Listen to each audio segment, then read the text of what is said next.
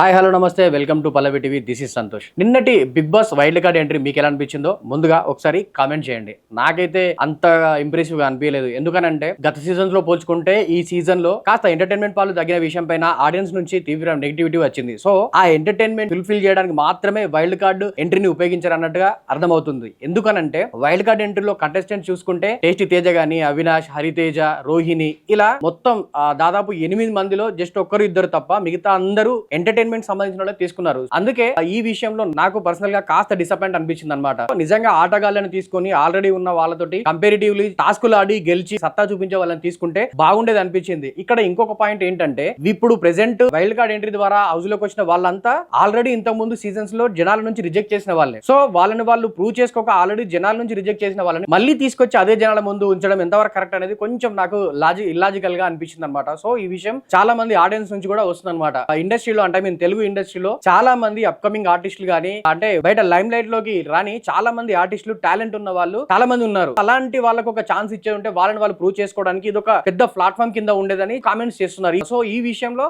Audience పెద్దగా impress అవ్వలేదు. ఇక ముందు టాస్క్ల విషయంలోకి వస్తే ఇప్పుడు ప్రెసెంట్ మెగా చీఫ్ గా నబిల్ ఉన్నారు. ఇప్పుడు వైల్డ్ కార్డ్ ఎంట్రీ వచ్చిన వాళ్ళ దగ్గర నుంచి ఒక చీఫ్ ని తీసుకుంటారు. ఈ చీఫ్లు ఇద్దరి మధ్యలో ఆ టీము ఈ టీం అంటే కొత్త పాత అనే 2 టీంలు డివైడ్ చేసి వీటి మధ్యలో టాస్కులు పెడుతూ ముందుకు సాగించడానికి ప్లాన్ చేస్తున్నారు.